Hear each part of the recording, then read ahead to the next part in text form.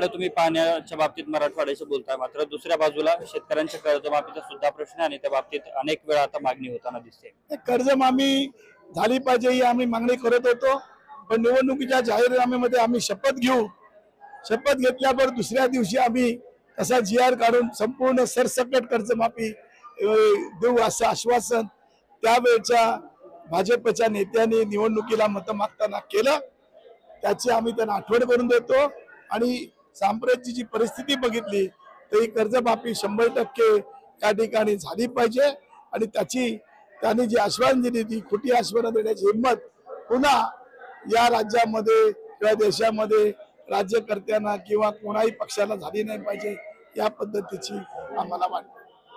नक्कीच आपल्यासोबत भाई जयंत पाटील होते, ज्यांनी मराठवाड्यातील पाण्याचा प्रश्न सुद्धा आजच्या मेळाव्यातून मांडलेला आहे। तर दुसरीकडे सरकारला कर्जमाफी संदर्भात दिलेल्या आश्वासनाची आठवण सुद्धा करून दिली आहे। कॅमेरामन विनोद सह मी अशोक काळकुडे, TV9 मराठी, बीड।